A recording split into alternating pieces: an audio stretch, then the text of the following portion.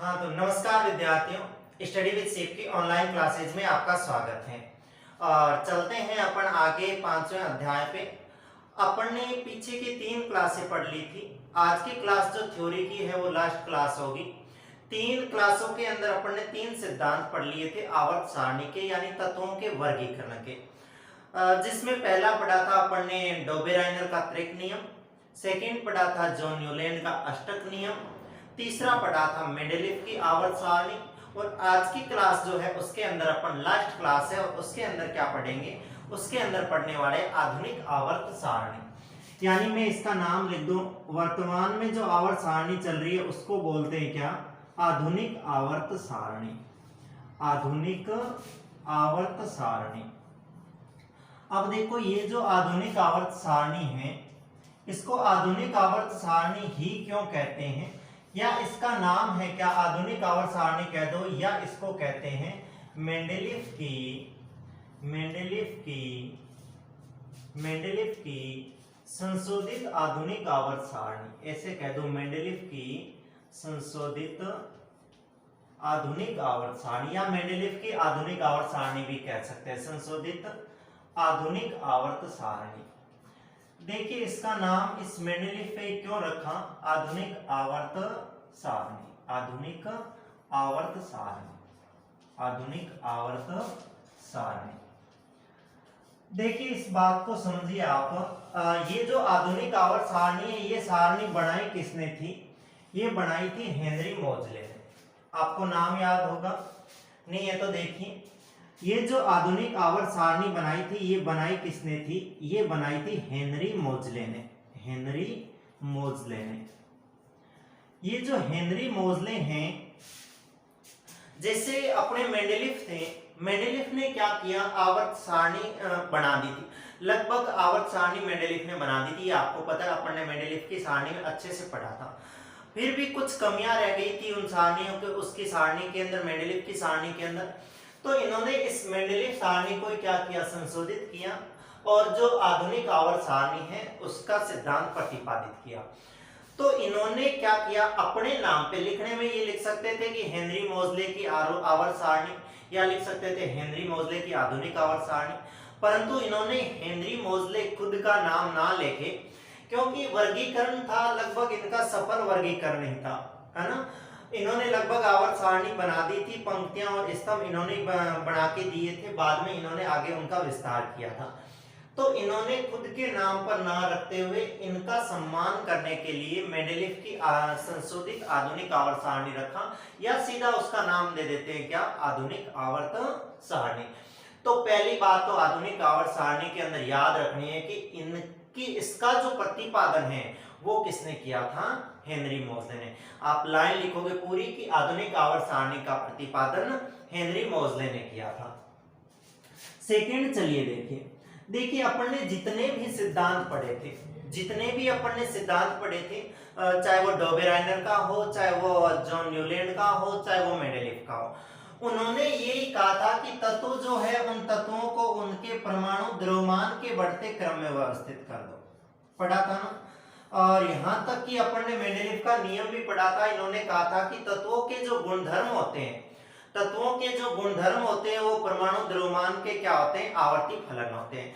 तो उन्होंने कहा था कि परमाणु द्रव्यमान के बढ़ते हुए क्रम में आप तत्वों को व्यवस्थित कर दो। तीनों जो वैज्ञानिक थे उन्होंने तत्वों को परमाणु भार के या द्रव्यमान के बढ़ते क्रम में व्यवस्थित किया। परंतु इन्होंने इस परमाणु द्रव्यमान को छोड़ते हुए यहाँ पे इन्होंने क्या लिया, इन्होंने यहाँ पे परमाणु द्रव्यमान की जगह परमाणु संख्या को, या कह दे तो अपन परमाणु क्रमांक को महत्व दिया। किसको महत्व दिया, परमाणु क्रमांक को महत्व दिया, ना कि इन्होंने परमाणु द्रव्यमान के हिसाब से व्यवस्थित किया। तो मैं दूसरी बात लिख सकता हूं कि इन्होंने परमाणु द्रव्यमान की जगह परमाणु संख्या के बढ़ते हुए क्रम में तत्वों को व्यवस्थित किया। तो सेकंड बात मैं लिख सकता हूं, इन्होंने किन्होंने, हेनरी मोजले ने, इन्होंने तत्वों को परमाणु द्रव्यमान के, इन्होंने तत्वों को परमाणु द्रव्यमान के बढ़ते क्रम में, परमाणु द्रव्यमान के बढ़ते क्रम में व्यवस्थित ना करके बढ़ते क्रम में व्यवस्थित ना करके या व्यवस्थित ना करते हुए, व्यवस्थित नहीं करते हुए, ऐसा लिखना यहाँ पे, व्यवस्थित नहीं करते हुए, व्यवस्थित नहीं करते हुए परमाणु संख्या के, परमाणु संख्या या कह दो परमाणु क्रमांक, एक ही बात है, परमाणु संख्या या लिख दो क्या, परमाणु क्रमांक, परमाणु संख्या लिख दो या क्या लिख दो, परमाणु क्रमांक के बढ़ते क्रम में व्यवस्थित किया, के बढ़ते क्रम में व्यवस्थित किया। तो जितनी बातें उसकी थी मेंडेलीव की, उन सारी बातों में सुधार किया किसने, मोज़ले ने, क्योंकि उन्होंने परमाणु द्रव्यमान के बढ़ते क्रम में लिखा, इन्होंने परमाणु संख्या के बढ़ते क्रम में लिखा, तो उनकी सारणी को संशोधित किया, परमाणु क्रमांक के बढ़ते क्रम में व्यवस्थित किया। 2 नंबर बात ये याद रखनी है, याद रखोगे। अब देखो इसके साथ साथ में इन्होंने ये भी बताया, क्या बताया इन्होंने, कि ये जो परमाणु क्रमांक अपन नाम काम में ले रहे हैं, ये जो परमाणु क्रमांक या परमाणु संख्या है, ये वास्तव में क्या होती है। तो देखो अपने को पता है, ऐसे प्रोटॉन सॉरी ये परमाणु होता है, परमाणु के केंद्र में जो होता है, बीचों बीच होता है, उसको नाभिक बोलते हैं। और अपने को पता है कि नाभिक के अंदर प्रोटॉन और न्यूट्रॉन उपस्थित होते हैं और इसकी कक्षाओं में इलेक्ट्रॉन चक्कर लगाते रहते हैं। इतना तो अपने को पता है कि परमाणु होता है, परमाणु का केंद्र होता है, उसको नाभिक बोला जाता है। नाभिक के अंदर प्रोटॉन और न्यूट्रॉन उपस्थित होते हैं और इलेक्ट्रॉन जो होते हैं वो चारों ओर चक्कर लगाते रहते हैं। इलेक्ट्रॉनों पर माइनस आवेश होता है और प्रोटॉनों पर प्लस आवेश होता है, इतनी अपन जानते हैं। ये जो प्रोटॉनों की संख्या होती है नाभिक के अंदर, इन प्रोटॉनों की संख्या को इन्होंने क्या कहा, परमाणु क्रमांक या परमाणु संख्या कहा। यानी परमाणु संख्या जो है वो किस पे निर्भर करती है, प्रोटॉनों की संख्या पे। जैसे हाइड्रोजन अगर 1 नंबर पे आ रहा है तो उसके अंदर 1 प्रोटॉन होगा, अगर हीलियम 2 पे आ रहा है तो उसके अंदर प्रोटॉन कितने होंगे, 2 होंगे। तो मैं ये बात यहाँ पे लिख सकता हूँ, क्या लिख सकता हूँ, कि परमाणु क्रमांक या परमाणु संख्या जो है वो किस पर निर्भर करती है, प्रोटॉनों की संख्या पर। तो मैं यहाँ लिख दूं परमाणु क्रमांक, परमाणु क्रमांक, परमाणु क्रमांक या परमाणु क्रमांक या परमाणु संख्या नाभिक में उपस्थित, परमाणु संख्या नाभिक में उपस्थित, नाभिक में उपस्थित प्रोटॉनों की संख्या होती है। ऐसे लिख दो, नाभिक में उपस्थित प्रोटॉनों की संख्या होती है, नाभिक में उपस्थित प्रोटॉनों की संख्या होती है, संख्या ही होती है, ऐसा लिख दो, परमाणु की संख्या ही होती है। तो आपको कह दे परमाणु क्रमांक का मतलब क्या है, तो परमाणु क्रमांक का मतलब है नाभिक में उपस्थित प्रोटॉनों की संख्या। और आप यहाँ पे लिखना चाहो तो परमाणु क्रमांक को जो उसने लिखा, यानी यहाँ पे एक लाइन लिख दूं मैं, परमाणु क्रमांक को, परमाणु क्रमांक या परमाणु संख्या को, परमाणु क्रमांक या परमाणु संख्या को Z द्वारा प्रदर्शित किया इन्होंने। किसके द्वारा, Z द्वारा प्रदर्शित किया, ये भी याद रखना है, Z द्वारा प्रदर्शित किया। ये बात इतनी सी और ध्यान में रखनी है। मतलब अपने को कह दे आधुनिक आवर्त सारणी के बारे में लिखिए कह दे, तो अपन जितनी ज्यादा इनके बारे में बातें जानते उतनी ज्यादा लिखेंगे तो उससे फायदा है ना। बाकी ये चीजें पता होनी चाहिए। इनमें से प्रश्न 1-1 नंबर के आएंगे, हालांकि यहाँ से प्रश्न बनने की संभावनाएं कम है। आगे अपन थोड़ी देर बाद में पढ़ेंगे इनकी आधुनिक आवर्त सारणी की कुछ प्रवृत्तियां हैं, उनके बारे में, तो प्रश्न वहां से बढ़ने के ज्यादा चांस है। बाकी यहाँ से 1-1 नंबर का कोई प्रश्न बन जाए तो उसको ध्यान रखना है। आपको कह दे कि आधुनिक आवर्त सारणी का प्रतिपादन किसने किया, तो हेनरी मोज़ले ने किया। इन्होंने परमाणुओं को, यानी इन्होंने तत्वों को किस हिसाब से, किस प्रकार व्यवस्थित किया, तो परमाणु क्रमांक के बढ़ते क्रम में व्यवस्थित किया ना। पूछ ले कि परमाणु क्रमांक किसे कहते हैं, तो कह देंगे नाभिक में उपस्थित प्रोटॉनों की संख्या को ही परमाणु क्रमांक कहते हैं। कहते हैं परमाणु क्रमांक या परमाणु संख्या को किस चिन्ह द्वारा प्रदर्शित करते हैं, तो Z द्वारा प्रदर्शित करते हैं। इसके बाद में आगे याद रखना है, आगे इनका नियम याद रखना है। क्या याद रखना है, नियम। ये बात सबसे मोस्ट है। आप अगर इसके आधुनिक आवर्त सारणी लिखना चाहो तो सबसे पहले उसके क्या लिखोगे, नियम लिखोगे। मैं यहाँ पे लास्ट में लिख रहा हूँ नियम।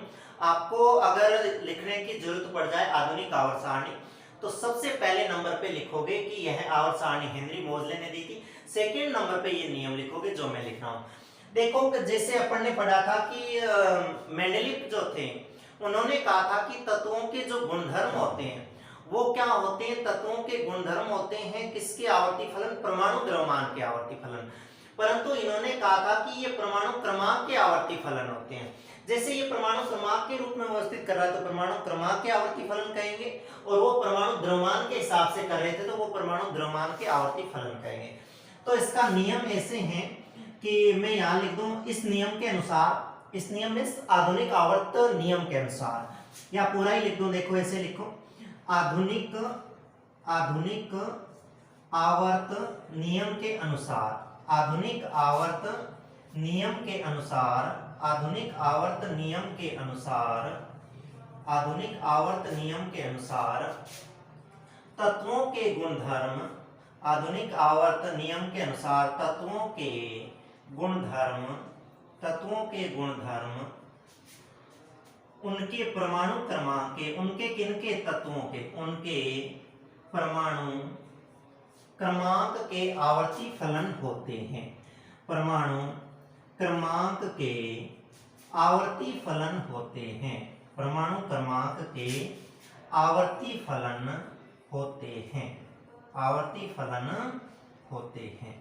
इस बात को ध्यान में रखिएगा कि है ना, तत्वों के जो गुणधर्म होते हैं वो किनके आवर्ती फलन होते हैं, तत्वों के जो गुणधर्म होते हैं वो होते हैं किसके, परमाणु क्रमांक के आवर्ती फलन होते हैं। इस बात को ध्यान में रखना है, आवर्ती फलन होते हैं। इसके बाद में और देखिए इनके बारे में क्या बात ध्यान में रखनी है। देखिए जब ये आवर्त सारणी बना रहे थे आपको पता होगा कि उन्होंने, किन्होंने, मेंडेलिव जो थे उन्होंने वो हाइड्रोजन को स्थान नहीं दे पाए थे, कमियों में वहां पे पढ़ा था। और ये क्या पढ़ा था, और पढ़ा था पढ़ने की, वो जो उनके समय जो समस्थानिक थे उनका भी पता नहीं था।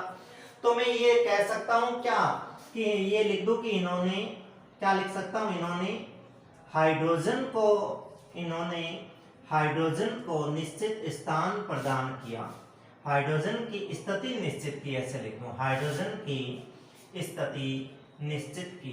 हालांकि अभी आगे इसकी प्रवृत्तियों, इनकी जो स्थिति लिखेंगे उसमें लिखेंगे इन्होंने हाइड्रोजन की स्थिति निश्चित की, इन्होंने हाइड्रोजन की स्थिति निश्चित की। इसके बाद में आगे लिख दूं तो ये लिख दूं कि इन्होंने उनके समय समस्थानिकों का ज्ञान नहीं था, इन्होंने समस्थानिकों को, इन्होंने समस्थानिकों का, या ऐसे लिख दूं इन्होंने समस्थानिकों को व्यवस्थित किया, या इन्होंने समस्थानिकों की स्थिति स्पष्ट की, समस्थानिकों की स्थिति स्पष्ट की। ये दो कमियां थी ना उनकी, मेंडेलिव की, क्यों, क्योंकि वो हाइड्रोजन को स्थान नहीं दे पाए, इन्होंने स्थान निश्चित किया, इन्होंने हाइड्रोजन की स्थिति निश्चित की। और दूसरी क्या किया, इन्होंने समस्थानिकों की भी स्थिति स्पष्ट की थी। तो ये इतनी सारी बातें अपने को याद रखनी है, किनके बारे में, इतनी सारी बातें याद रखनी है अपने हेनरी मोजले की जो आधुनिक आवर्त सारणी दे रखी है, जिसको अपन क्या कहते हैं, जिसको अपन कहते हैं मेंडेलिव की संशोधित आधुनिक आवर्त सारणी। तो पहले आप इसको उतार लीजिए, फिर अपन चलते हैं आगे और इनके आगे की और बातें पढ़ते हैं। चलिए आगे चलते हैं और अभी आगे देखते हैं अपन क्या, यानी अपन ने जो इतनी बातें पढ़ी थी ये सारी की सारी हेनरी मोजले की जो आधुनिक आवर्त सारणी है उसके बारे में आपको ध्यान में रखनी है। अब चलते हैं अपन और आधुनिक आवर्त सारणी में देखते हैं तत्वों की स्थिति क्या है। आधुनिक आवर्त सारणी में तत्वों की स्थिति क्या है, मतलब कौन सा तत्व कहां पे रखा हुआ है, किस हिसाब से रखा हुआ है, उसकी बात करते हैं अपन। आधुनिक आवर्त सारणी में तत्वों की स्थिति, देखिए इसमें क्या क्या बातें ध्यान में रखनी है अपने को।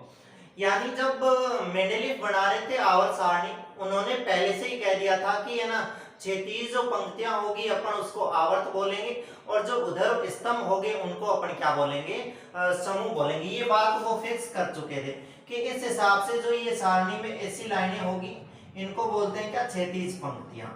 आपको पता हो अपन स्कूल और में प्रेयर करते हैं, प्रार्थना बोलते हैं तो सीधी लंबी लाइन लगा लेते हैं, है ना, पंक्ति बोलते हैं उसको।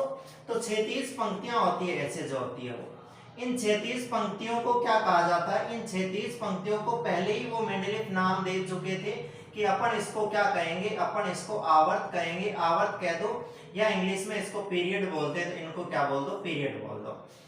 फिर ऐसे जो होते हैं, आपको पता होगा अपने गलियों में खंबे लगे हुए होते हैं, ऐसे खंबों को स्तंभ बोलते हैं। तो ये होते हैं क्या, ये होते हैं उधर स्तंभ। ऐसे लिख दो, ये क्या होता है, उधर का मतलब सीधे, और उधर स्तंभ होते हैं। इनको उन्होंने ही नाम दे दिया था, इन्होंने क्या नाम दे दिया था, समूह। इंग्लिश में बोलते हैं इसको क्या, ग्रुप। यानी आवर्त सारणी को स्तंभ और पीरियड, और पीरियड के अंदर और ग्रुप के अंदर, आवर्त और समूह के अंदर पहले से ही बांट चुके थे। कौन? मेंडेलिफ बांट चुके थे। उस टाइम उन्होंने उधर स्तंभों की संख्या 8 बताई थी। अपन ने वहां लिखा होगा, नहीं लिखा तो भी अपने याद रखना जरूरी नहीं है। उन्होंने उधर स्तंभों की संख्या 8 बताई थी, और जो आवर्त है या 36 पंक्तियां, इनकी संख्या उन्होंने कितनी बताई थी, 7 बताई थी। क्योंकि आपको पता होगा कि मेंडेलिफ के समय तो आपको याद है 114 तत्व, सॉरी 63 तत्व ज्ञात थे, 63 तत्व ही थे। ये जो हेनरी मोजले, इनके समय 114 तत्व ज्ञात थे। तो बताओ, उन्होंने तो 8 स्तंभ दे दिए, 7 पंक्तियां दे दी, उनमें 63 तत्वों को व्यवस्थित कर दिया। हालांकि उसके बीच में जगह भी बहुत छोड़ी थी, उन्होंने रिक्त स्थान छोड़े थे। फिर भी इतने ज्यादा 114 तत्व बढ़ाने के लिए उनको अलग आवर्त बनाने पड़े, समूह बनाने पड़े। समूह बनाए उन्होंने, 8 की जगह कितने बना लिए, 18 बना लिए, परंतु ये आवर्त तो 7 थे, ये 7 ही रखे उन्होंने। वर्तमान में तो 118 है, परंतु जब ये हेनरी मोजले आधुनिक आवर्त सारणी बना रहे थे उस टाइम 114 तत्व थे, बाद में 4 तत्व और ज्ञात हुए। इससे पहले जॉन न्यूलैंड थे, उसके समय आपको पता होगा 56 तत्व थे। और इससे पहले जो जॉन वो बना रहे थे, कौन, पहले नाम था डोबेराइनर। डोबेराइनर बना रहे थे, डोबेराइनर के समय कितने थे, 33 तत्व ही थे, है ना। तो ये चला था क्रम अपने। इनके याद किसी के नहीं रखने, है ना, नाम किसी के याद नहीं रखने, सिर्फ क्या रखना, वर्तमान में कितने तत्व है इनको याद रखना, 118 है। बाकी सारा ये अपने को समझने का खेल है कि किस हिसाब से अपन इनको याद रखते हैं कि 118 तत्व है। भाई इन्होंने इतने ही क्यों बनाए, क्योंकि इनके समय तत्व 63 थे ज्ञात। ठीक है, मैं यही बात लिखता हूं। पहली तो क्या लिखता हूं कि आधुनिक आवर्त सारणी में ऐसे लिख दो, इसमें 36 पंक्तियों की संख्या, इसमें 36 पंक्तियों की संख्या, इसमें 36 पंक्तियों की संख्या, आधुनिक आवर्त सारणी में 36 पंक्तियों की संख्या 7 है। 36 पंक्तियों की संख्या 7 है, जिन्हें आवर्त कहा जाता है, जिन्हें आवर्त कहा जाता है। ये बात याद रखनी है। पहली बात तो आपको पूछ लेंगे आवर्त किसे कहते हैं, तो आप बताओगे कि है ना, आवर्त सारणी में 36 पंक्तियों को क्या कहा जाता है, आवर्त कहा जाता है। दूसरा पूछ रहे आवर्तों की संख्या कितनी है, तो आप बता दोगे कितनी है, 7 है। दूसरी बात देखिए, दूसरी बात ये है, ऐसे लिख दो, इसमें उधर स्तंभों की संख्या, इसमें उधर स्तंभों की संख्या, उधर स्तंभों की संख्या, उधर स्तंभों की संख्या 18 है।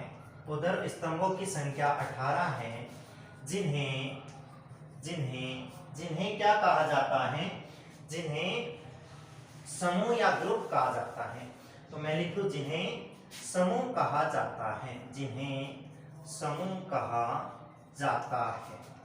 दो बातें ये याद रखनी है आपको अच्छे से कि आवर्त किसे कहते हैं, 36 पंक्तियों को, समूह किसे कहते हैं, उधर स्तंभों को। आवर्त की संख्या 7 है और स्तंभों की संख्या क्या है अपने पास में, 8 है। इतनी बात तो आपको अच्छे से समझ आ गई होगी। आगे चलते हैं, देखिए आगे चलते हैं, एक छोटी सी बात कर लेते हैं, जिससे उन्होंने हाइड्रोजन को स्थान नहीं दे पाए थे। हालांकि पिछली जो स्लाइड थी उसमें अपन ने बात की थी, ये हाइड्रोजन को स्थान नहीं दे पाए थे, कौन, मेंडेलिफ। इन्होंने हाइड्रोजन को स्थान दिया, परंतु हाइड्रोजन का स्थान ये भी निश्चित नहीं कर पाए कि हाइड्रोजन है उसको पहले समूह के अंदर भी रख सकते हैं और 18वें समूह के अंदर भी 17वें समूह के अंदर भी रख सकते हैं, क्योंकि वो दोनों ही तरह के गुण प्रदर्शित करता है। जो 17वां समूह है उसके अंदर हेलोजन आती है, फ्लोरीन, क्लोरीन, ब्रोमीन, आयोडीन, ये वाली, उनकी भी संयोजकता एक ही होती है। और इधर पहले में जो होते हैं हाइड्रोजन, लिथियम, सोडियम, पोटेशियम, ये वाले, इनकी भी संयोजकता कितनी होती है, एक होती है। यानी हाइड्रोजन की प्रवृत्ति क्या होती है, इलेक्ट्रॉन त्यागने और ग्रहण करने की दोनों ही होती है। तो फिर इसका मतलब ये हुआ कि इसको या तो पहले में रख दो या 17वें में रख दो। तो मैं ये बात लिख दूं यहाँ पे कि इसमें हाइड्रोजन की स्थिति, इसमें हाइड्रोजन की स्थिति, इसमें हाइड्रोजन की स्थिति अनिश्चित थी, हाइड्रोजन की स्थिति अनिश्चित थी। हालांकि अब तो वर्तमान में तो अपन इसको याद करते हैं तो कौन से समूह के अंदर करते हैं, पहले समूह के अंदर। इसमें हाइड्रोजन की स्थिति अनिश्चित थी क्योंकि इसे प्रथम अथवा ऐसे लिखो, इसे पहले अथवा 17वें, पहले अथवा ऐसे लिख दो 17वें समूह में से किसी में भी रखा जा सकता है। पहले और 17वें समूह में से किसी समूह में क्या लिखा मैंने, इसमें हाइड्रोजन की स्थिति अनिश्चित थी क्योंकि इसे पहले अथवा 17वें समूह में से किसी में भी रखा जा सकता है, किसी में भी रखा जा सकता है। अब क्यों रखा जा सकता है, कैसे रखा जा सकता है, इतना अपने सिलेबस के अंदर पढ़ना जरूरी नहीं है, क्योंकि ये समझो कि जो पहले समूह वाले तत्व हैं उनके साथ में भी ये क्या करता है, गुण प्रदर्शित करता है, और जो 17वें समूह वाले उनके साथ में एक जैसे गुण प्रदर्शित करता है। इसलिए ऐसा काम हो सकता है कि पहले के अंदर भी इनको याद कर सकते हैं और 17वें के अंदर भी याद कर सकते हैं। आगे देखिए, आगे चलिए, मैं दो बातें बताता हूं। पहली बात तो ये है कि मैं इसको साफ करता हूं अभी बोर्ड को, है ना। एक बार आपको अगर उतारना है तो इसको उतार लीजिए, मैं सारी एक बार थीम बना के आपको समझाता हूं आगे क्या कहानी है। आगे के मुझे 2 पॉइंट लिखाने हैं, वो वाले 2 पॉइंट में पहले इस सारणी को आगे और थोड़ा सा सारणी बना के बताऊंगा, फिर करूंगा। तो आपको अगर ये 3 बातें उतारनी है तो ये 3 बातें एक बार उतार लीजिए। इन तीनों बातों के बाद में 2-3 बातें जो लिखवानी है मैं उनको एक साथ में ही लिखाता हूँ। लिखने में मैं एक बात इसमें और लिख दूं, जैसे कोई भी कोर्स होते हैं, आपको पता होगा जो कोर्स होते हैं उनको KLMN ऐसे प्रदर्शित करते हैं। आपको पता हो, मैंने बताया था पहली क्लास से दूसरी क्लास से ऐसे जैसे कोर्स चलते हैं उनको KLMN ऐसे प्रदर्शित करते हैं। पहले कोर्स के अंदर आपको पता होगा 2 इलेक्ट्रॉन आते हैं, दूसरे के अंदर आपको पता 8 है, तीसरे में 8 आते हैं, चौथे में 18 आते हैं, पांचवें में 18 आते हैं, छठे में 32, सातवें में 32। मैंने बहुत बार जब दूसरे और तीसरे अध्याय के अंदर सूत्र बनाए थे उस टाइम मैंने बहुत बार ये लिखा है कि ना पहली क्लास में 2 भेज दिए, दूसरी में 8 भेज दिए, तीसरी में 8 जाएंगे, चौथी में 18 जाएंगे, फिर 18 जाएंगे, फिर 32 जाएंगे, फिर 32। ये क्लासें होती है ना। पहली में 2 ही इलेक्ट्रॉन रह सकते हैं ना, दूसरी के अंदर 8 इलेक्ट्रॉन रह सकते हैं, तीसरी में कितने 8 इलेक्ट्रॉन, चौथी में कितने 18, ऐसे भरे जाते हैं इलेक्ट्रॉन। तो मैं एक बात ये भी लिख दूं, बाद में मैं आगे समझाने वाली चीज है वो बोर्ड साफ करके समझाता हूँ। देखिए, उनको कोर्स बोलते हैं, तो मैं लिखूं यहाँ पे किसी भी कोर्स में इलेक्ट्रॉनों की संख्या, किसी भी कोर्स में भरे जाने वाले, ऐसे लिखूं किसी भी कोर्स में भरे जाने वाले, किसी भी कोर्स में भरे जाने वाले इलेक्ट्रॉनों की संख्या, भरे जाने वाले इलेक्ट्रॉनों की संख्या एक सूत्र है। देखो, इलेक्ट्रॉनों की संख्या एक सूत्र, और वो सूत्र लिख दो कौन सा, 2n की पावर 2 2n स्क्वायर पर निर्भर करती है। तो आपको कह दे किसी भी कक्ष में इलेक्ट्रॉन का भरे जाने वाले इलेक्ट्रॉनों की संख्या किस पर निर्भर करती है, तो आपको लिखना है 2n स्क्वायर पर निर्भर करती है। कैसे करती है देखो, मैं यहाँ पे लिख दूं, नॉर्मली ऐसे ही समझाने के लिए लिख दूं, पहले क्लास के अंदर अपन भरते हैं 2 इलेक्ट्रॉन आते हैं, दूसरी और तीसरी जो कोर्स होते हैं उनमें भरते हैं अपन 8-8 इलेक्ट्रॉन आते हैं। चौथे और पांचवें के अंदर जब इलेक्ट्रॉन भरे जाते हैं उनके अंदर 18-18 आते हैं, और जो छठा और सातवां है आवर्त, क्योंकि आवर्त अपने पास में 7 ही है, छठा और सातवां है उसके अंदर कितने इलेक्ट्रॉन आते हैं, 32 इलेक्ट्रॉन आते हैं। ये अपन ने पहले ही समझ रखी है चीजें, वो इस सूत्र से ज्यादा स्पष्ट हो जाएगी। कैसे हो जाएगी देखिए, पहला कोस K कोस होता है, K cos के लिए n बराबर कितना होता है, 1 होता है। आपको पता होगा normally K L M N ये 4 cos होते हैं। K cos के अंदर कितनी कक्षाएं होती है, 1 कक्षा होती है। तो K की n की जगह 1 रख दूं तो देखिए 1 का स्क्वायर हो जाएगा इस सूत्र के अंदर, n की जगह 1 रख दिया तो 2 × 1 का स्क्वायर हो गया। 1 का स्क्वायर 1 ही होता है, उसको 2 से गुणा करेंगे तो 2 ही आएगा। तो पहले कोर्स के अंदर या पहली क्लास के अंदर या पहले आवर्त के अंदर कितने इलेक्ट्रॉन आ गए, 2। K के बाद में आपको पता है L आता है, L के लिए n बराबर कितना होता है, 2 होता है। तो यहाँ पे n की जगह 2 रखूं तो देखो 2 × 2 की पावर 2, तो ये हो जाएगा 2 × 2 की पावर 2 कितना, 4 हो जाएगा, और 4 दूनी कितना हो जाएगा, 8 हो जाएगा। इसके बाद में तीसरा आता है, आपको पता है तीसरा K L के बाद में क्या आता है, M आता है। M के लिए n बराबर कितना होता है, 3 होता है। तो यहाँ पे रख दो देखो 2 और n की जगह 3 रख दो तो 3 का स्क्वायर, तो यहाँ से हो जाएगा 2 × 3 का स्क्वायर 9, तो 3 का स्क्वायर 9 तो कितना हो जाएगा, 18। देखिए 2 8 18 और 32 ये कोस होते हैं, ये अपने जो आवर्त होते हैं वो होते हैं। पहले के अंदर 2 आते हैं, ये देखो 2 आ गए, दूसरे के अंदर 8 8 आते हैं तो ये 8 8 आ गए, तीसरे के अंदर 18 18 आ गए, चौथे कोस के चौथे और पांचवें और छठे में कितने आ जाएंगे अपने पास में, ये आ जाएंगे। तो इस हिसाब से अपने क्या चलते हैं, इलेक्ट्रॉनों की संख्या भरी जाती है किस सूत्र के माध्यम से, 2n² के माध्यम से। तो आपको इसके बारे में 3-4 बातें याद रखनी। पहले की क्षैतिज पंक्तियां 7 है जिन्हें आवर्त कहते हैं। उधर स्तंभों की संख्या अपने पास में कितनी है, 18 है जिन्हें समूह कहते हैं। हाइड्रोजन की स्थिति अनिश्चित थी क्योंकि इसे पहले और 17 में से किसी में भी रख सकते हैं, और किसी भी कोष में भरे जाने वाले इलेक्ट्रॉनों की संख्या 2n² पर निर्भर करती है। और कैसे करती है ये मैंने समझा दिया, इतना ज्यादा आपको ध्यान रखना जरूरी नहीं है। आप में अभी आवर्त सारणी बढ़ाऊंगा तब मैं आपको बता दूंगा कि फर्स्ट में 2 कहाँ है, सेकंड थर्ड में ये 18 और 8 कैसे हैं। तो आपको पहले ये उतारना है, तो आप इसको उतार लीजिए और बाद में चलते हैं अपन आगे और 2 गुण और लिखते हैं। चलिए अब आगे चलते हैं और आगे अपन देखते हैं 2 गुणों के बारे में बात करता हूं मैं। और दोनों जो गुण हैं वो दोनों गुण एक ही मैं आवर्त सारणी बनाता हूं और उसके माध्यम से समझाता हूं। देखिए अपनी जो आधुनिक आवर्त सारणी है, पहले मैं आपको देखिए बुक की जो अपनी आधुनिक आवर्त सारणी है उसको बताता हूं। आपके सामने है आधुनिक आवर्त सारणी, उसको ध्यान से देखिए, गौर से देखिए। आप गौर से देखोगे तो आप इसमें क्या देखोगे, ऊपर ही ऊपर लिखा हुआ है देखो, धातु, उपधातु और अधातु, 3 कलर में लिख रखे हैं बॉक्सों के अंदर, और उसी हिसाब से सारणी बना रखी है। कलर लिख रखा है धातु का, उसी हिसाब का अधातु का, और उपधातु को बीच में टेढ़ी मेढ़ी रेखाओं से दर्शा रखा है। इसके बाद में आप इसको देखोगे तो इसके 18 समूह हैं। आप देखिए ऊपर संख्या लिखी हुई है, हाइड्रोजन के ऊपर पहली लिखी हुई 1, फिर बेरिलियम वाले के ऊपर 2 लिखी हुई है, फिर स्कैंडियम वाले के 3 लिखी हुई है, टाइटेनियम वाले के 4, ऐसे चलते चलते हीलियम तक जाते हैं तो ये 18 समूह हो जाते हैं।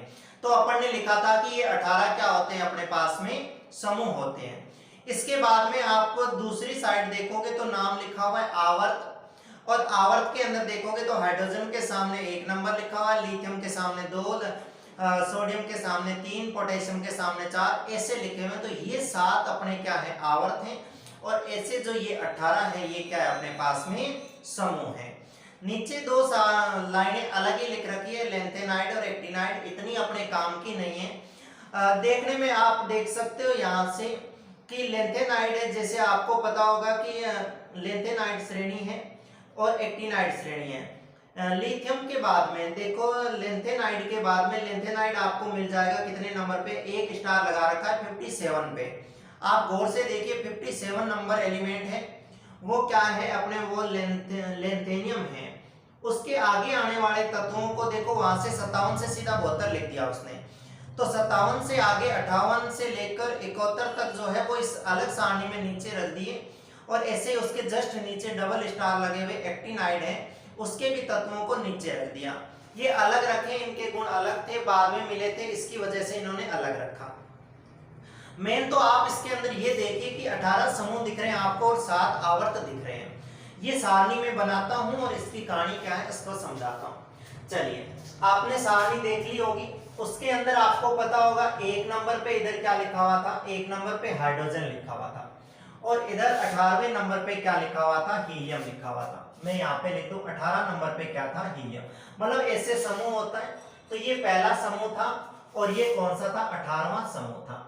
समझ रहे हो बात को? समूह ऐसे चलते हैं, पहला समूह, दूसरा समूह, तीसरा, चौथा, पांचवा, ऐसे चलते चलते 18। और इस साइड में आपको पता होगा इस साइड भी 1 लिखा हुआ था, मतलब ये वाला जो है ये पहले किसमें आएगा, पहले आवर्त में। ये पहला आवर्त ऐसे आपको दिखा होगा, दूसरा आवर्त ऐसे, तीसरा आवर्त ऐसे, 7 आवर्त थे। देखो 1 नंबर परमाणु क्रमांक में यहीं पे लिख दूं एक बार के लिए, 1 नंबर पे होता है, और हीलियम जो होता है ये कितने नंबर पे होता है, 2 नंबर पे होता है। फिर इसके बाद में आता है लिथियम, हाइड्रोजन, हीलियम के बाद में लिथियम, और यहाँ पे आता है बेरिलियम। लिथियम और बेरिलियम आपको पता होगा, लिथियम 3 नंबर पे होता है और बेरिलियम कितने पे होता है, 4 नंबर पे। और इधर आवर्त चेंज हो गया, देखो पहला आवर्त ऐसे, दूसरा आवर्त चेंज हो गया, परंतु समूह कौन सा है पहला ये। यहाँ समूह चेंज हो गया, देखो इसके अंदर, यहाँ वाले इस समूह को मैं क्या लिख सकता हूँ, दूसरा समूह बन गया। यहाँ पे बेरिलियम आ गया, यहाँ से लिथियम, बेरिलियम आगे। चलो देखो आपको पता होगा यहाँ पे उत्कर्ष गैसें आती है, यहाँ पे कौन आता है, नियोन आता है। आपको पता होना चाहिए नियोन आता है, और नियोन कितने नंबर पे होता है, 10 नंबर पे। इसके बाद में इसके बीच वाले तत्वों को भर दीजिए, देखो लिथियम, बेरिलियम, बच गया boron, carbon, nitrogen, oxygen, fluorine, है ना। तो मैं ज्यादा जगह ना होने की वजह से इससे सटा के ही लिखता हूँ, बाकी बीच में जगह बहुत छोड़ रखी है। लिथियम, बेरिलियम यही लिख दूं मैं, बोरोन, फिर लिख दूं कार्बन, फिर लिख दूं नाइट्रोजन, फिर लिख दूं ऑक्सीजन, फिर लिख दो क्या, फ्लोरीन। यहाँ पे फ्लोरीन लिख दो। ये नियन आपको पता होगा, ये 5 नंबर पे होता है, ये 6 पे होता है, ये 7 पे होता है, ये 8 पे होता है, और ये क्या होता है, 9 पे होता है। इसके बाद में ये 2 नंबर, तो ये 3, 4, 5, 6, 7, 8 ऐसे नहीं होते, बीच में बहुत सारी जगह छोड़ रखी है। वो पता चलेगा अपने जब अपन कौन सा लिख लेंगे, तीसरे के बाद में चौथा लिख लेंगे। अपन ने वहां पे लिखी थी उस बात को समझिए। मैंने लिखा था कि पहले कोष के अंदर या पहले आवर्त के अंदर 2 इलेक्ट्रॉन होते हैं। देखिए पहले आवर्त के अंदर 2 ही है, एक हाइड्रोजन है और एक क्या है, हीलियम है। दूसरे आवर्त में लिखा था 8 होते हैं, तो 8 गिन लो। देखो दूसरे आवर्त में 1 2 3 4 5 6 7 8। तीसरे में भी यही लिखा था, तीसरे में भी 8 ही होते हैं। तो तीसरे में 8 होते हैं, तो नियोन के बाद में क्या होता है, फ्लोरीन। नियोन, नियोन के बाद में कौन आता है, सोडियम, है ना। सोडियम के बाद में hydrogen, helium, lithium, beryllium, boron, carbon, nitrogen, oxygen, fluorine, neon, sodium. Sodium के बाद में कौन आता है, मैग्नीशियम।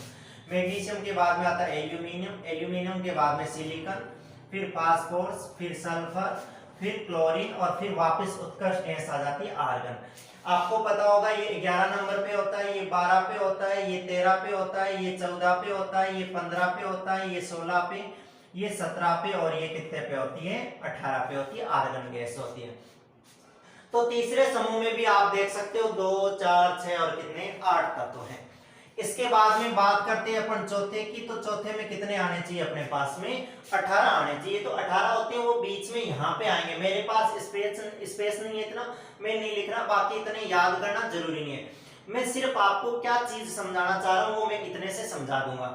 देखिए यहाँ से sodium, magnesium, aluminium, silicon, phosphorus, sulphur, chlorine, argon. इसके बाद में यहाँ आता है पोटेशियम, इसके बाद में आता है कैल्शियम। पोटेशियम होता है देखो 18 तो 19 नंबर पे होता है, और ये कितने पे होता है, 20 में।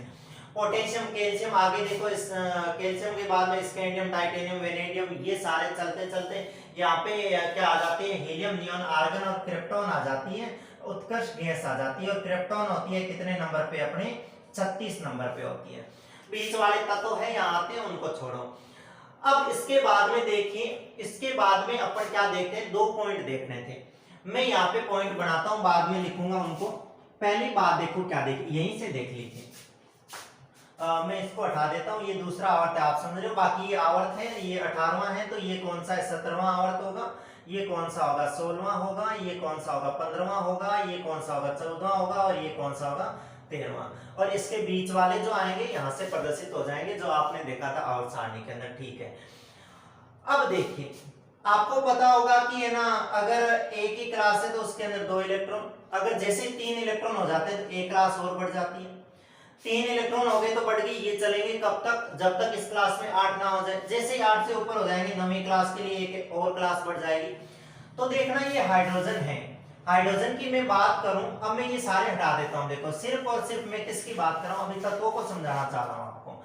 चलिए देखिए, हाइड्रोजन देखो 1 नंबर पे है। हाइड्रोजन 1 नंबर पे है, तो इसमें एक ही कक्षा की जरूरत होगी, ये बीच में नाभिक है, और एक ही कक्षा की जरूरत होगी, और एक कक्षा में एक ही इलेक्ट्रॉन चक्कर लगाता रहेगा, ठीक है। मैं इससे नीचे आता हूं लिथियम में। लिथियम कितने नंबर पे, 3 नंबर पे। आपको पता है पहली क्लास में तो 2 इलेक्ट्रॉन आ गए, 1 इलेक्ट्रॉन बच गया, उसके लिए क्लास तो चाहिए, तो वो किस क्लास में जाएगा, दूसरी में। इसका मतलब लिथियम के लिए कितनी क्लासें होती है, 2 क्लासें होती है। एक के अंदर कौन सा, 2 इलेक्ट्रॉन होते हैं, ये नाभिक होता है बीच में, और अगली में कौन सा इलेक्ट्रॉन बचेगा, एक ही बचेगा। समझ रहे हो बात को। सोडियम 11 पे आ जाता है तो 2 इसमें आ गए, इसमें कितने ज्यादा से ज्यादा 8 आ सकते हैं, 8 और 2 10 आ गए, पीछे कितना बच गया, 1। तो 1 के लिए ये क्लास चाहिए। तो जैसे ही सोडियम के पास आएंगे, इसके लिए कितनी क्लासों की जरूरत होगी अपने को, 3 क्लासों की जरूरत होगी। क्यों, क्योंकि इसके अंदर 8 इलेक्ट्रॉन आ गए, इसके अंदर 2 आ गए, एक जो बच गया वो इलेक्ट्रॉन किस में आएगा, बार वाली क्लास में आएगा। समझ रहे हो इस बात को भी। ऐसे यहां चलता हूं तो 19, देखो 2 यहां आ गए, 8 यहां आ गए, 10, 8 ज्यादा से ज्यादा यहां आ सकते हैं, कितने हो गए, 8 8 16 2 18 हो गए, है कितने अपने पास, 19। तो एक क्लास और चाहिए कि जिसमें क्या होगा, 1 इलेक्ट्रॉन रहेगा। तो एक क्लास की और वृद्धि कर दो इस पोटेशियम के लिए, तो फिर कितनी क्लासें हो जाएगी, इसके लिए 4 क्लासें हो जाएगी ऐसे। और चौथी क्लास में कितना इलेक्ट्रॉन होगा, 1। बाकी ये पूरे होंगे, इसमें 2, इसमें 8 और इसमें भी कितने, 8। ये चीज अपन ने पढ़ी थी, इस चीज को आप समझ गए। इधर से देखिए, मैं वहां पे हाइड्रोजन हीलियम पे चलूं तो देखो हाइड्रोजन 1 नंबर पे और हीलियम कितने पे, 2 पे। इसके लिए कक्षा तो 1 की ही जरूरत होगी, और 1 की जरूरत होगी तो यहां से देखिए 2 इलेक्ट्रॉन रह जाएंगे एक कक्षा के अंदर, वहां 1 है, इसमें 2 रह जाएंगे, ये नाभिक के बीच में। बाकी मैं बात करता हूं इनकी, लिथियम वाली इस श्रेणी की दूसरे आवर्त की बात करता हूं। तो देखिए दूसरे आवर्त में क्या है अपने पास में, लिथियम में 3 है तो अपने पास में 2 क्लासों की जरूरत होगी, दूसरी क्लास में 1 इलेक्ट्रॉन हो गया। इसमें 4 है तो अपने को पता है 4 है तो पहली में कितने, 2 चले जाएंगे, बाकी 2 बच गए, वो किस में आ जाएंगे, दूसरी में आ जाएंगे। तो इसके लिए 2 कक्षाओं की ही जरूरत होगी, और 2 कक्षाएं ये लो बना दी, और दूसरी कक्षा में मैं संख्या के रूप में लिख दूं कितने इलेक्ट्रॉन होंगे, 2, और 2 पहली में होते हैं, 2 इसमें, 2 इसमें, कितने हो गए, 4 हो गए। इसके पास है तो 5 है, तो 5 है तो आपको पता है 2 पहली में, तो 3 दूसरी में पड़े रहेंगे, दूसरी में 8 तक पड़े रहते हैं। तो फिर देखो कक्षा पहली में 2 इलेक्ट्रॉन, और दूसरी कक्षा बता दूं तो इसके अंदर भी कितने इलेक्ट्रॉन, 3 इलेक्ट्रॉन। फिर अगली में भी यही सिस्टम होगा, 2 ही क्लासें होगी पर इलेक्ट्रॉन बार वाली में 4 हो जाएंगे। ऐसा का ऐसा इसमें होगा पर बार वाली में इलेक्ट्रॉन 5 हो जाएंगे। ऐसा का ऐसा इसमें होगा, बार वाली क्लास में इलेक्ट्रॉन कितने हो जाएंगे, 6 हो जाएंगे। ऐसा का ऐसा इसमें होगा, बार वाले इलेक्ट्रॉन कितने हो जाएंगे, 7 हो जाएंगे। और ऐसा का ऐसा, ये वाली नहीं है, वो तो हाइड्रोजन की चल रही है वाली, तो ये सीरीज ये चला रहा हूं मैं। यहाँ पे नियोन की बात करें, मैं एक बार के लिए हाइड्रोजन को हटा दूं, आप हीलियम को, या मैं ऊपर लिख दूं एक बार हीलियम, वहां पे 2 नंबर पे है। और इसकी अगर बना दूं मैं, इसकी बना दूं तो इसकी भी 2 ही क्लासें चाहिए, और बार वाली कक्षा में कितने होंगे, 8। क्योंकि 2 अंदर वाली में 8 बार 10 हो गए, 2 अंदर वाली में 7 9 हो गए, 2 6 8 हो गए। समझ रहे हो बात को। तो देखिए इसमें है क्या, ये एक ही समूह है पूरा, ये समूह है, समूह बोलते हैं, ये पहला समूह है ना। और इसकी बात करें तो ये अपने क्या है, आवर्त है, दूसरा आवर्त है। पहला आवर्त तो कौन सा है, हाइड्रोजन और हीलियम वाला है। दूसरा आवर्त कौन सा है, ये है।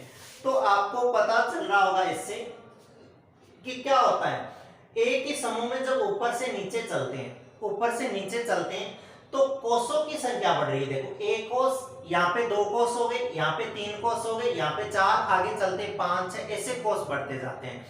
तो पहली बात तो ये कि वो एक ही समूह के अंदर ऊपर से नीचे जाते हैं तो कोषों की संख्या में क्या होती है, वृद्धि होती है। दूसरी ये कह सकता हूं कि इसके बाहरी कोष में कितने इलेक्ट्रॉन, 1, इसके बाहर वाले में 1, इसके बाहर वाले में 1, इसके बाहर वाले में 1। तो ऊपर से नीचे जाते हैं तो कोषों में तो क्रमशः 1 की वृद्धि होती है, जबकि संयोजी इलेक्ट्रॉन होते हैं, बाहर वाली क्लास के अंदर जो इलेक्ट्रॉन होते हैं उनकी संख्या क्या रहती है, समान रहती है। इसकी विपरीत इसकी बात करूं, ये आवर्त की बात करूं, आवर्त में अगर बाएं से दाएं जाते हैं ना, तो देखिए क्या होगा, कोषों की संख्या समान रहती है, 2 कोष यहाँ, 2 कोष, 2 कोष, 2 कोष, 2 कोष, 2 कोष, सारों के अंदर 2 कक्षाएं ही हैं। परंतु संयोजी इलेक्ट्रॉन देखो, यहाँ पे 1, यहाँ पे 2 3 4 5 6 7 8। तो संयोजी इलेक्ट्रॉनों की संख्या क्या होती जाती है, बढ़ती जाती है। मैं ये 2 पॉइंट समझाना चाह रहा हूं। आगे की जो कहानी चलेगी, मैं इस आवर्त सारणी की आगे प्रवृत्ति समझाऊंगा, वो प्रवृत्ति की जो क्लास चलेगी, प्रवृत्ति का जो सारा सिस्टम चलेगा वो इन्हीं 2, ये जो 4 मैंने सर्कल इधर बनाए हैं, 6 इधर बनाए, ये इन्हीं पे चलेगा सारा। ये खेल समझ में आ गया। तो 2 पॉइंट तो मैं तत्वों की स्थिति में लिख देता हूं और आगे जितनी भी प्रवृत्तियां समझेंगे अपन इसके आधार पर समझेंगे। तो देखिए आपने जो भी वहां पॉइंट लिखा उससे आगे का पॉइंट लिखिए। एक पॉइंट ये लिखिए कि एक ही समूह में, समूह का मतलब ये बड़ा ग्रुप, एक ही समूह में, एक ही समूह में ऊपर से नीचे जाने पर, एक ही समूह में ऊपर से नीचे जाने पर, ऊपर से नीचे जाने पर, क्रमशः जाने पर कोषों की संख्या में, ऐसे लिख दूं, कोषों की संख्या में, कोषों की संख्या में एक की वृद्धि होती है, कोषों की संख्या में एक की वृद्धि होती है, एक की वृद्धि होती है, जबकि एक की वृद्धि होती है, जबकि संयोजी इलेक्ट्रॉनों की संख्या, जबकि संयोजी इलेक्ट्रॉनों की संख्या, संयोजी इलेक्ट्रॉन मींस बार वाली क्लास में इलेक्ट्रॉनों की संख्या, संयोजी इलेक्ट्रॉनों की संख्या, जबकि संयोजी इलेक्ट्रॉनों की संख्या समान रहती है, संयोजी इलेक्ट्रॉनों की संख्या समान रहती है। बताओ ये पॉइंट समझ में आया कि नहीं आया? कि ऊपर से नीचे जाते हैं तो कोषों की संख्या में तो एक की वृद्धि होती है और संयोजी इलेक्ट्रॉन होते हैं उनकी संख्या क्या होती रहती है? समान रहती है। इसी के अंदर अगला पॉइंट लिखिए, एक ही आवर्त की बात करें, एक ही आवर्त में, एक ही आवर्त में बायां भाग ये होता है, दायां ये होता है, तो बाएं से दाएं चले, ये हाथ बायां और ये हाथ दायां, जब बाएं से दाएं जाते हैं तो ऐसा लिखता हूं, एक ही आवर्त में बाएं से दाएं जाने पर, एक ही आवर्त में बाएं से दाएं जाने पर, एक ही आवर्त में बाएं से दाएं जाने पर, बाएं से दाएं जाने पर कोषों की संख्या समान रहती है, कोषों की संख्या, कोषों की संख्या समान रहती है, कोषों की संख्या समान रहती है, परंतु परंतु संयोजी इलेक्ट्रॉनों की संख्या में, परंतु संयोजी इलेक्ट्रॉनों की संख्या में, परंतु संयोजी इलेक्ट्रॉनों की संख्या में, संयोजी इलेक्ट्रॉनों की संख्या में एक की वृद्धि होती है, एक की वृद्धि होती है या इकाई की वृद्धि होती है, ऐसे लिख सकते हो, एक की वृद्धि होती है। ये दो बातें आपको समझ में आ जानी चाहिए, ये दोनों बातें आपको इस चित्र को समझ के समझ में आ जानी चाहिए। ये जो आवर्त सारणी है इसको समझ के आपको समझ में आ जानी चाहिए। तो आप ये जो मैंने 2 लाइनें लिखी हैं इनको आप समझिए और ये जो मैंने सारणी बनाई है आप रफ कॉपी में इस सारणी को बना के और समझ सकते हैं कि किस हिसाब से ये जो सारणी बना रखी है ये वाली हमें किस हिसाब से याद हो जाएगी। हालांकि पूरी जो आवर्त सारणी है अपनी बुक की वो पूरी आवर्त सारणी याद करनी जरूरी नहीं, अपने काम की नहीं है, सिर्फ ये 2 बातें समझाने के लिए मैंने इतनी सारी आवर्त सारणी समझाई आपको। हालांकि इतनी बात नहीं समझानी, मुझे इसके आधार पे और भी पॉइंट लिखवाने आगे। इसकी जो पूरी प्रवृत्ति है ये 2 ही चित्रों के माध्यम से चलेगी, तो आप पहले इसको उतार लीजिए, बाद में चलते हैं आगे अपन किस पे, यानी इस आवर्त सारणी की कुछ प्रवृत्तियां हैं उन पे। चलिए अब आगे चलते हैं और अगर आगे लास्ट टॉपिक है और लास्ट टॉपिक है आधुनिक आवर्त सारणी की प्रवृत्तियां, यानी इसकी क्या प्रवृत्ति है उसके बारे में बात करते हैं। आधुनिक आवर्त सारणी की प्रवृत्ति देखिए मैंने अभी बताया था और मैं सिर्फ अभी शॉर्ट में बता रहा हूं, वापस देखिए। हाइड्रोजन था, आपको मैंने बताया था एक ही क्लास होती है, इसके अंदर एक इलेक्ट्रॉन होता है बारीक कोष में। इसके बाद में हाइड्रोजन के बाद में यहाँ लिथियम आता है, लिथियम के अंदर क्या होती है 2 क्लासें होती है और बाहर वाली क्लास में 1 इलेक्ट्रॉन होता है। लिथियम के बाद में यहाँ पे सोडियम आता है, सोडियम के पास में 3 क्लासें होती हैं और इसके बाहरी कोष में भी 1 इलेक्ट्रॉन होता है। और अगला पोटेशियम था, पोटेशियम के भी क्लासें तो 3 ही होती हैं, क्लासें 4 होती है, क्लासों की वृद्धि होती जाती है, आपको पता हो यहाँ पे बताई थी। ये 1 इलेक्ट्रॉन रहता है इसके बाहरी कोष में भी। इधर से ऐसे चलते मैं उसको ना बता के मैं दूसरे आवर्त की बात करता हूँ। लिथियम के बाद में बेरिलियम आता है, आपको पता हो तो बेरिलियम आता है, तो इसके बाद में अपन देखेंगे तो बेरिलियम की देखो क्लास होती है वो तो 2 ही होती है, है ना, 2 ही होती है, मैं यहाँ पे बना दूं। बेरिलियम की क्लासें तो 2 ही होती है, परंतु इलेक्ट्रॉन जो होते हैं इसके बाहरी कोष में कितने हो जाते हैं, 2 हो जाते हैं। बेरिलियम के बाद में क्या आता है, hydrogen, helium, lithium, beryllium, boron आता है। बोरोन के क्लासें तो 2 ही होती है, परंतु इलेक्ट्रॉन 1 बढ़ जाता है, 3 हो जाता है। बोरोन के बाद में कार्बन में भी 2 ही क्लासें होती है, परंतु इलेक्ट्रॉन 4 हो जाते हैं। कार्बन के बाद में hydrogen, helium, lithium, beryllium, boron, carbon, nitrogen, oxygen, fluorine और यहाँ पे नियोन आता है। आपको ना दिख रहा हो नियोन तो कोई बात नहीं, मैं समझा दूंगा यहीं से। इसमें 5 इलेक्ट्रॉन होते हैं बाहरी कोष में, इसके बाहरी कोष में 6 होते हैं, इसके बाहरी कोष में 7 इलेक्ट्रॉन होते हैं और नियोन के बाहरी कोष में 8 इलेक्ट्रॉन होते हैं। अभी मैंने थोड़ी देर पहले बताया था आपको और वो चीज आप समझ रहे होंगे। देखिए मैं यहाँ पे 2 चीजें समझाना चाह रहा हूँ आपको। पहली इसकी प्रवृत्ति समझाता हूँ मैं, संयोजकता। संयोजकता क्या होती है, मैं शॉर्ट में लिखूंगा, नोट्स आपको खुद लिखने हैं इसके, मैं इसके नोट्स नहीं लिखूंगा। देखिए संयोजकता क्या होती है। संयोजकता की परिभाषा मैंने बहुत बार बता रखी है, वैलेंसी। संयोजकता होती क्या है, संयोजकता होती है किसी भी तत्व के बाहरी कोष में उपस्थित संयोजी इलेक्ट्रॉनों की संख्या। मतलब इसके बाहरी कोष में कितने इलेक्ट्रॉन है, 1 इलेक्ट्रॉन है। ये 1 इलेक्ट्रॉन त्यागने की प्रवृत्ति रखता है, इसलिए इसकी संयोजकता होती है, कितनी होती है, 1 होती है।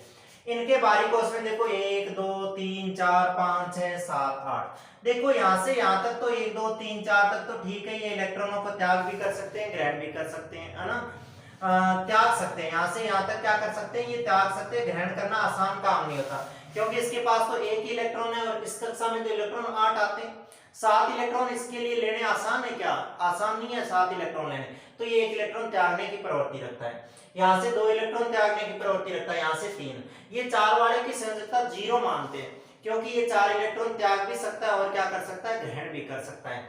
इसके बाद में यहाँ पे 5 पे चलते हैं, तो 5 वाला 5 इलेक्ट्रॉन त्यागे या इसको 8 करने के लिए 3 लेने पड़े, तो ये आसान होगा कि ये 3 इलेक्ट्रॉन ग्रहण कर लेगा और ग्रहण करके ये क्या कर लेगा, संयोजकता पूरी कर लेगा।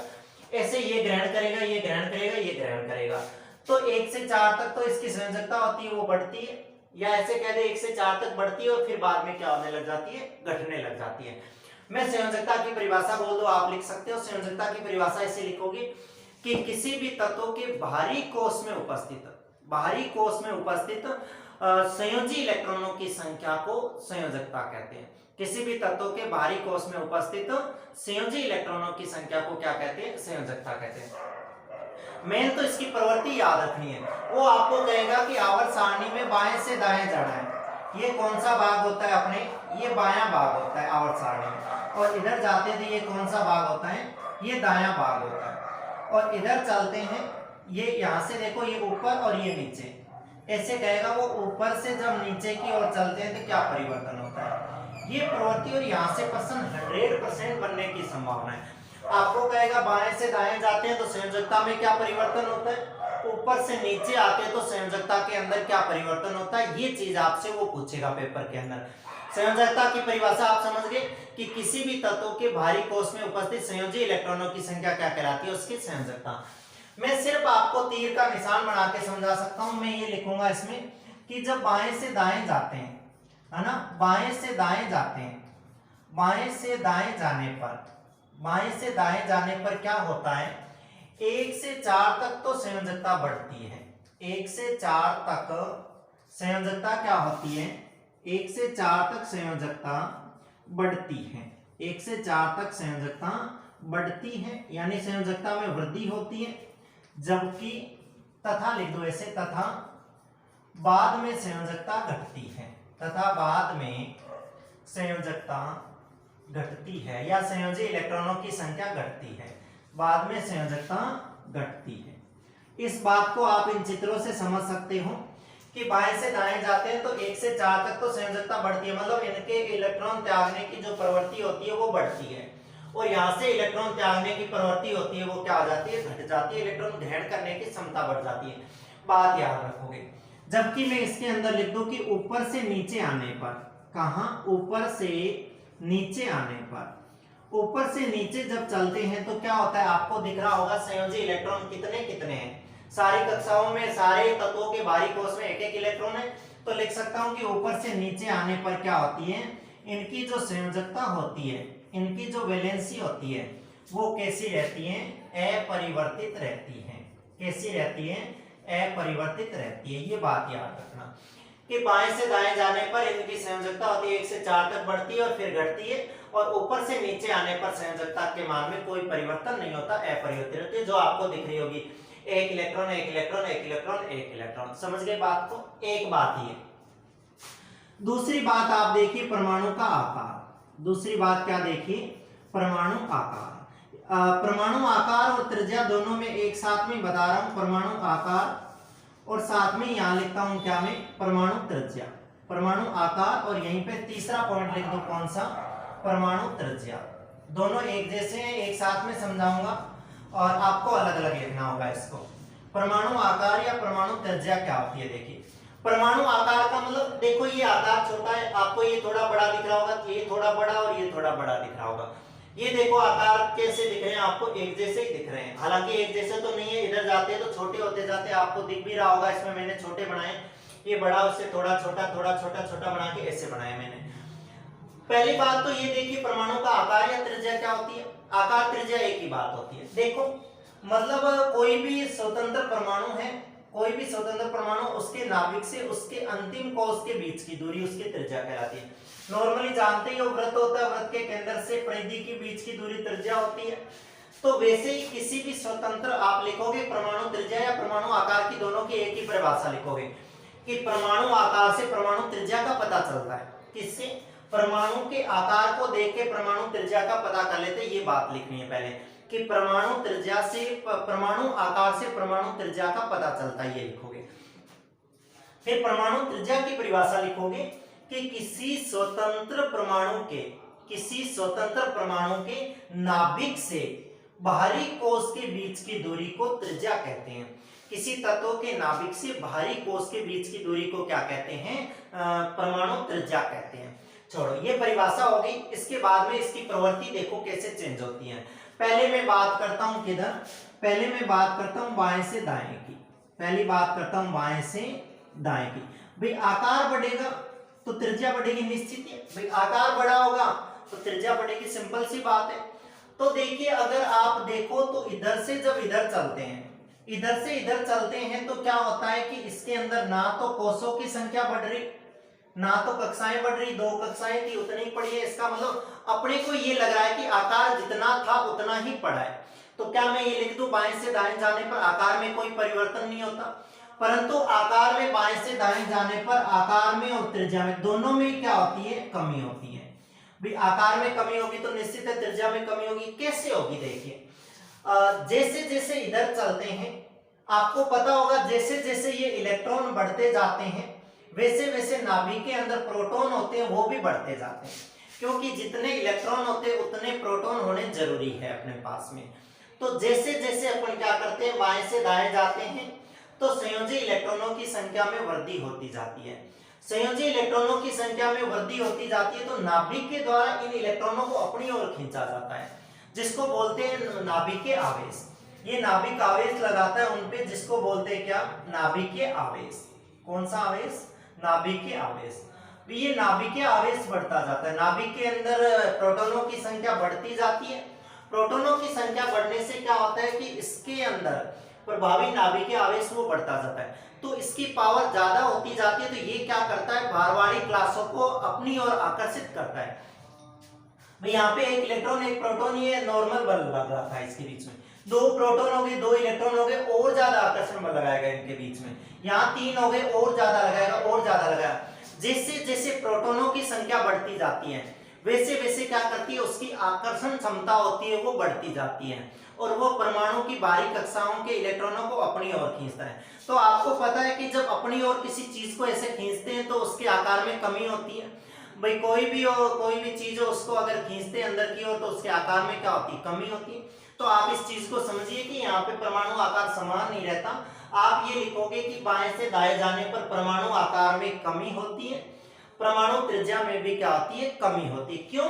क्योंकि बाएं से दाएं जाने पर संयोजी इलेक्ट्रॉनों की संख्या में वृद्धि होती है, जिससे प्रभावी नाभिकीय आवेश, यहाँ पे लिख दो नाभिकीय आवेश ना लिख के प्रभावी नाभिकीय आवेश, जिससे प्रभावी नाभिकीय आवेश में वृद्धि होती है, जो अपनी ओर जो भारी कोश के इलेक्ट्रॉनों को अपनी ओर आकर्षित करता है, जिससे परमाणु का आकार है वो घटता है।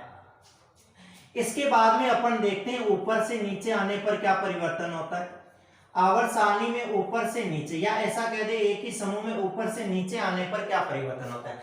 ऊपर से नीचे वाला आपको स्पष्ट दिख रहा है कि यहाँ पे छोटा आकार, फिर बड़ा, फिर बड़ा, फिर बड़ा, है ना। तो ऊपर से नीचे आने पर आकार में निश्चित ही वृद्धि होती है। आकार में वृद्धि होगी तो फिर परमाणु त्रिज्या में वृद्धि होगी। तो मैं यहाँ पे लिख दूं आकार और त्रिज्या दोनों में क्या होती है, वृद्धि होती है। मेन पॉइंट आपको दो ये याद रखने कि बाएं से दाएं जाने पर परमाणु आकार में कमी, परमाणु त्रिज्या में कमी, ऊपर से नीचे आने पर परमाणु आकार में वृद्धि, परमाणु त्रिज्या में भी वृद्धि होती है। ये बात याद रखनी है। दो बातें आपको समझ में आ गई होगी अच्छे से, क्योंकि संयोजी इलेक्ट्रॉन एक, तो ऊपर से नीचे आने पर संयोजकता अपरिवर्तित, आकार में वृद्धि, बाएं से दाएं जाते हैं तो 1 से 4 तक संयोजकता का बढ़ना फिर घटना, और इधर से इधर जाते हैं तो दिख अपने को आकार समान रहता है, परंतु यहाँ वाला आवेश बढ़ने से ये इलेक्ट्रॉनों को अपनी ओर खींचता है, जिससे आकार जो होता है सिकुड़ के छोटा होने लग जाता है। तो इन दो बातों को आप पहले उतार लीजिए और बाद में चलते हैं अपन इसकी आगे दूसरी प्रवृत्तियों पे, दूसरी और क्या क्या प्रवृत्ति होती है इनकी।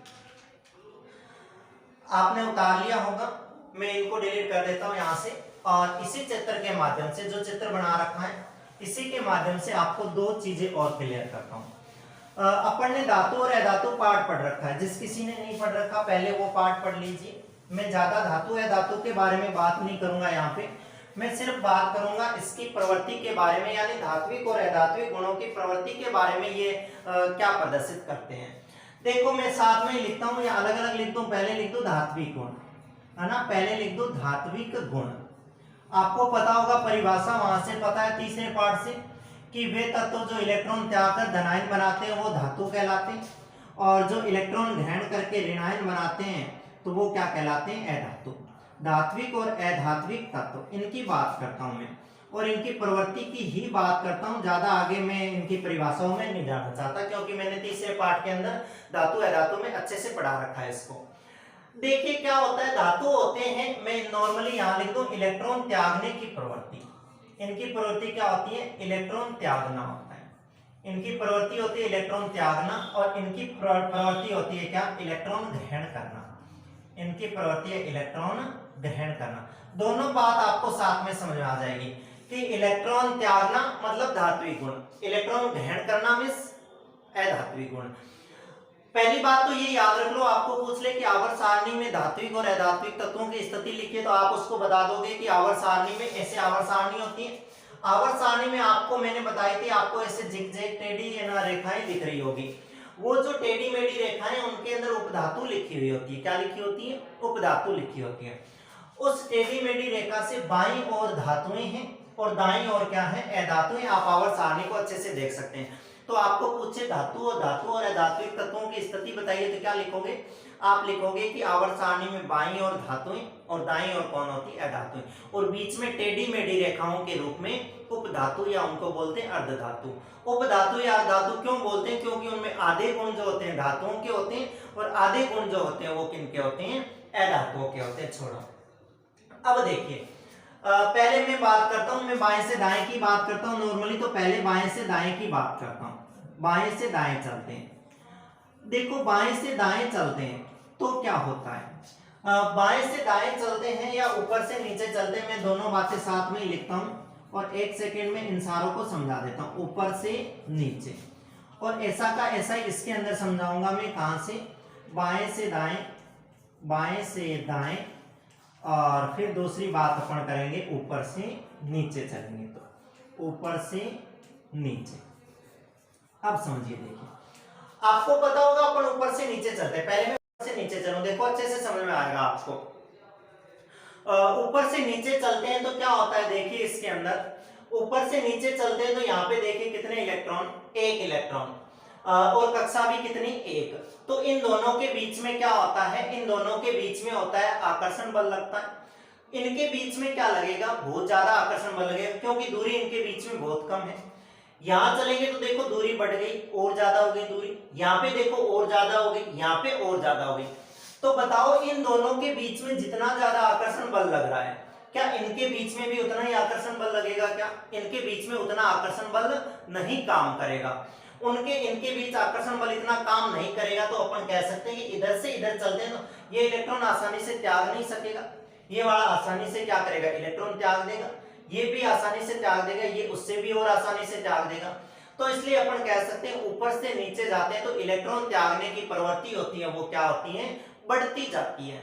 ये इलेक्ट्रॉन आसानी से त्याग सकते हैं, यहाँ पे त्याग सकते हैं। तो देखो क्या होता है, मैं यहाँ से लिख सकता हूँ कि ऊपर से नीचे जाते हैं तो धात्विक गुणों में क्या होती है? वृद्धि होती है। या ऐसे लिख दो कि इलेक्ट्रॉन त्यागने की प्रवृत्ति बढ़ती है। जबकि इधर से इधर चलो, देखो दोनों के बीच में देखो दूरी बराबर है। कितने? एक एक इलेक्ट्रॉन, प्रोटॉन एक तो इलेक्ट्रॉन भी बराबर ही होते हैं। हालांकि यहाँ पे 3 इलेक्ट्रॉन है तो 3 ही प्रोटॉन है। यहाँ पे इलेक्ट्रॉन बढ़ते हैं वैसे प्रोटॉन बढ़ते हैं, तो दूरी तो बराबर ही है, परंतु इसकी पावर बढ़ गई। देखो यहाँ इसकी और बढ़ गई, और बढ़ गई, और बढ़ गई। तो ये क्या करेगा? बांध के रखेगा, इनको छोड़ेगा नहीं। छोड़ेगा नहीं तो इलेक्ट्रॉन त्यागने की प्रवृत्ति क्या होगी? घटेगी। इलेक्ट्रॉन त्यागने की प्रवृत्ति घटेगी तो मैं लिख सकता हूँ यहाँ धात्विक गुणों में क्या होगी? कमी होगी। बात को समझ रहे हो कि नहीं समझ रहे? समझ रहे हो। दूसरी होती है क्या? इलेक्ट्रॉन ग्रहण करने की प्रवृत्ति।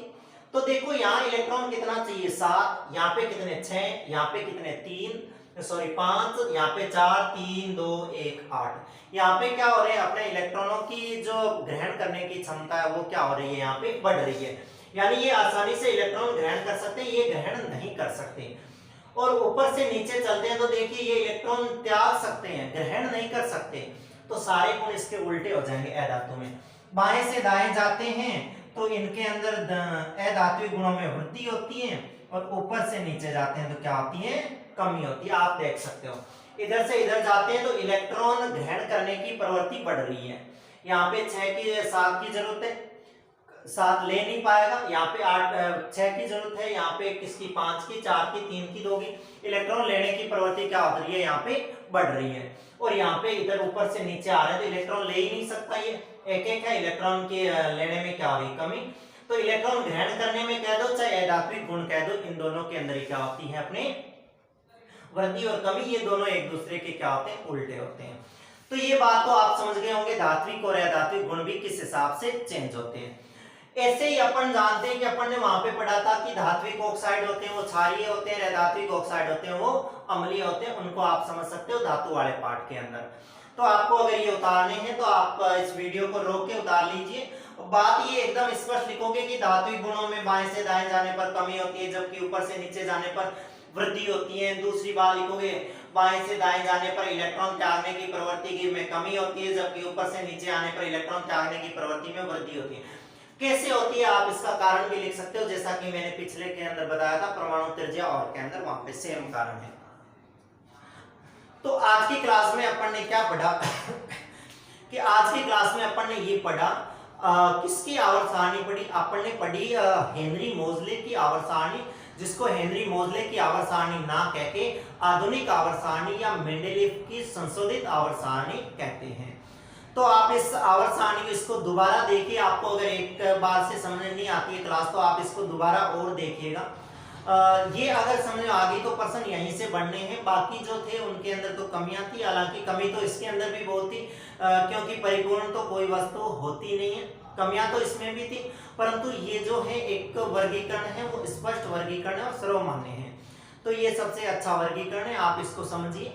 आगे जो इनके प्रश्न उत्तर रह गए, यानी पाठों के बीच में भी जो प्रश्न उत्तर आ रखे और अभ्यास प्रश्न भी है, उनको अपन करते हैं आगे की क्लास में। तब तक के लिए धन्यवाद।